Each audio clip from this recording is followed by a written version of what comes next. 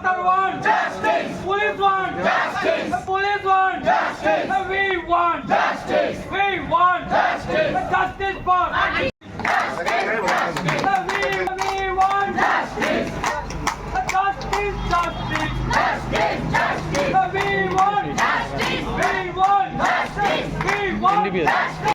সেটা ব্যাপার আলাদা ছিল, সেটাও হওয়া উচিত না, কিন্তু একজন এমবিবিএস পাস এমডি করছিল এবং সেখানে কর্মরত ছিল, কাজ করছিল। সেখানে আমাদের দুঃখের সাথে বলতে হয়েছে যে আরজিকর মেডিকেল কলেজ 1886 সালে যে রাধা গোবিন্দ কর যে মেডিকেল কলেজ এবং হাসপাতাল প্রথম, আমাদের যদি এশিয়ার বলা যায় তাহলে এশিয়ার প্রথম medical college, private medical college এবং হাসপাতাল ছিল।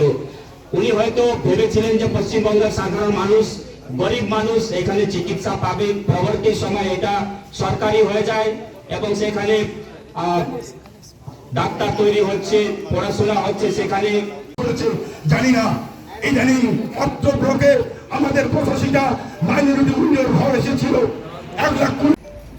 দেখুন, যে 9 তারিখ আরজিকর মেডিকেল কলেজ এবং হাসপাতালে যে ঘটনাটি ঘটেছে, তারপর থেকে ভারতীয় জনতা পার্টি পশ্চিমবঙ্গ লাগাতার আন্দোলনে আছে। আপনারা দেখেছেন যে একের পর এক শ্যামবাজারে ধর্ণা প্রদর্শন, ধর্মতলায় ওয়াই চ্যানেলে ধর্ণা প্রদর্শন এবং আপনারা দেখেছেন যে 2 তারিখে ডিএম অফিস ঘেরাও হয়েছে, 28 তারিখ বন্ধ হয়েছে।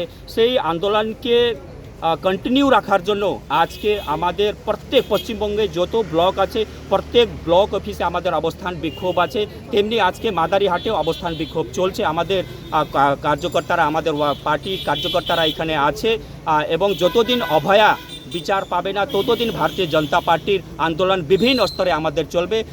যেরকম আজকে বিডিও অফিসে আমাদের ধর্ণা প্রদর্শন চলছে, আগামী 6 তারিখ আমাদের মণ্ডল স্তরে ধর্ণা প্রদর্শন হবে এবং আমাদের পথ অবরোধ হবে। তো যতদিন অভয়া বিচার পাবে না ততদিন ভারতীয় জনতা পার্টির আন্দোলন লাগাতার এইভাবে চলতেই থাকবে।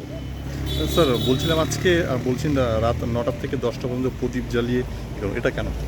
দেখুন, আজকে অনেকে আহ্বান করেছেন, আমরা সেই আহ্বানে সাড়া দিয়ে যে আজকে রাত 9টা থেকে 10টা বাড়ির যে লাইন আছে, যে বাতি আছে সেটা বন্ধ করে দিয়ে আমরা প্রদীপ জ্বালাবো।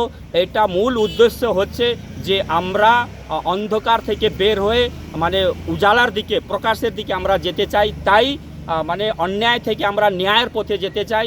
তাই আজকে রাত 9টা থেকে 10টা পর্যন্ত আজকে লাইট বন্ধ করার জন্য আহ্বান জানানো হয়েছে। তার বদলে আমরা প্রদীপ জ্বালিয়ে অন্ধকার থেকে প্রকাশের দিকে যাব, উজালার দিকে যাব, লাইটের দিকে যাব।